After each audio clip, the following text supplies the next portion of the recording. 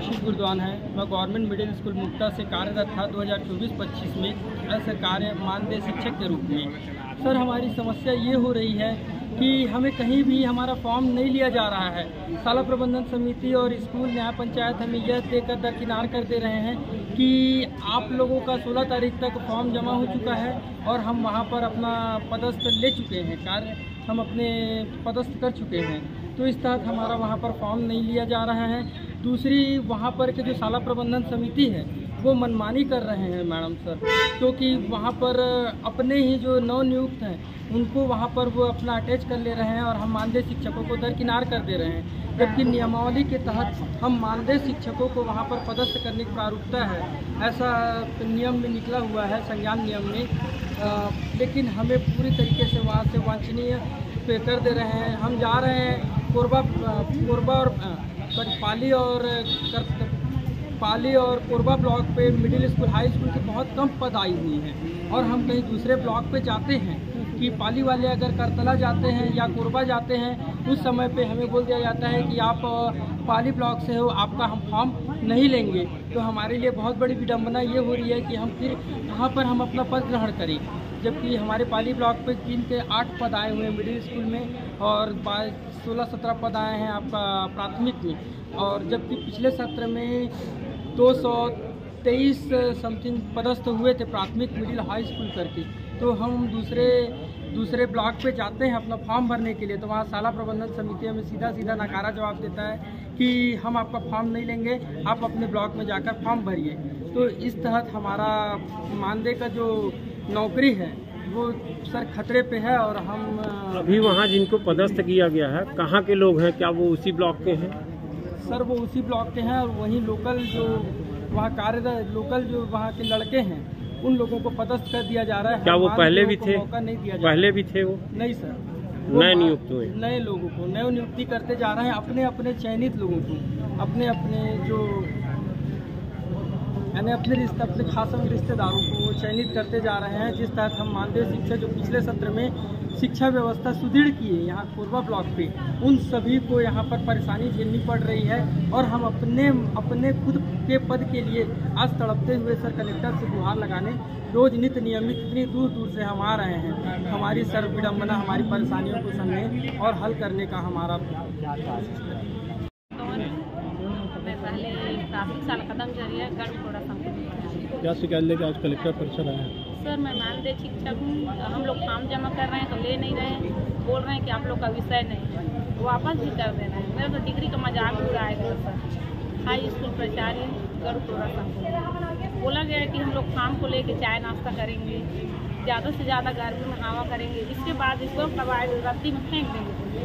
तो हम लोग ऐसे डेट पे खड़ने के हैं सर, उन लोग को लेना चाहिए फॉर्म, भले नहीं होता अलग बात है।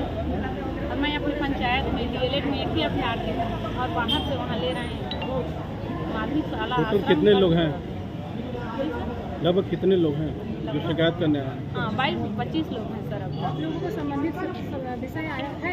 संबंधित विषय आपने जिस पे किया है पढ़ाई? हाँ आया है। और जैसे ना वहाँ पर हमारा फॉर्म ग्रेजुएशन से लेने के लिए बोले हैं, जैसे संस्कृत होती है, अंग्रेजी नहीं हम। अभी अपने शिकायत के क्या आश्वासन क्या मिला? हाँ सर, आपने अपना आवेदन सबमिट करवा दिया? हाँ, करवा दिया। क्या बोले कलेक्टर? सर, जांच कराएंगे। आप कोई भी रजनी महंत है, अब रजनी महंत मेरे को एप्लीकेशन देगा तो काम नहीं चलेगा। आपको जिस स्कूल में, मेरी बात सुन लीजिए ना, रजनी महंत कौन है आपको, तो हमारे जितने रिक्त पद जहाँ हैं वहाँ जाके आप एप्लीकेशन दोगे तब आपका वहाँ चयन होगा, मेरे को एप्लीकेशन देने से नहीं होगा। तो आप लोग जो हमारे 300 स्कूल रिक्त पद हैं वहाँ जाके एप्लीकेशन दीजिए। एप्लीकेशन नहीं, 21 तारीख तक फॉर्म लेने का फॉर्म नहीं ले रहे हैं।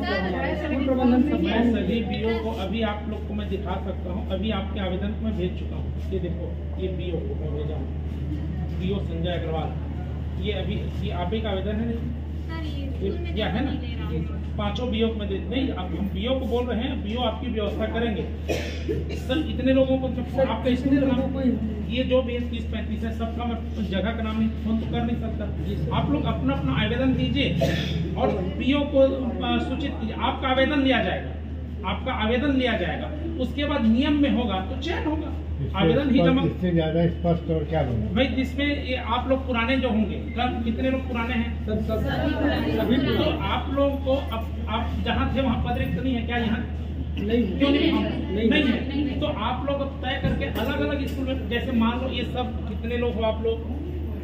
21 लोग हैं। जी सर। अब मान लो सब आप एक स्कूल में भर दोगे, एक पद रिक्त एक ही जने का चयन होगा।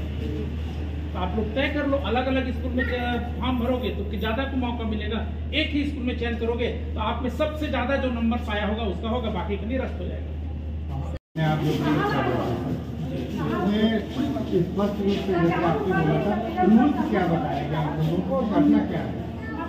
रूल्स ये है कि कोरबा जिले में गत वर्ष जिन विद्यालयों में एकल शिक्षक और शिक्षक विहीन प्राथमिक शाला, माध्यमिक शाला और विषयवार हायर सेकेंडरी में रिक्त पदों पर डीएमएफ से मानदेय शिक्षक व्याख्याता की भर्ती की गई थी। इस वर्ष फिर से विकासखंड शिक्षा अधिकारियों से रिक्त पद की जानकारी मंगाई गई है और रिक्त पद के आधार पर पुनः भर्ती करने के निर्देश जारी किए गए हैं। उस निर्देश में यह उल्लेख किया गया है कि यदि गत वर्ष जिन्होंने मानदेय शिक्षक के रूप में कार्य किया है, उन विद्यालयों में यदि रिक्त पद है तो उनको गत वर्ष काम करने वाले को प्राथमिकता दी जाएगी। इसके अतिरिक्त यदि उनके विद्यालय में जहां वो गत वर्ष काम किए थे, यदि रिक्त पद नहीं है तो अन्य रिक्त पद वाले विद्यालयों में इन अनुभवी को आवेदन दिए जाने पर उनको प्राथमिकता दी जाएगी। और यदि किसी विद्यालय में अनुभवी मानदेय शिक्षक का आवेदन प्राप्त नहीं होगा तो नियमानुसार जो जारी किया गया है पत्र, उसके हिसाब से ग्राम पंचायत वाले को पहले प्राथमिकता दी जाएगी, उसके बाद जनपद पंचायत वाले को और उसके बाद जिला कोरबा के निवासी को नियमानुसार चयन किया जाएगा। अगर आपकी बात माने तब तो ये जितने मानदेय शिक्षक है उनको लिया जाएगा।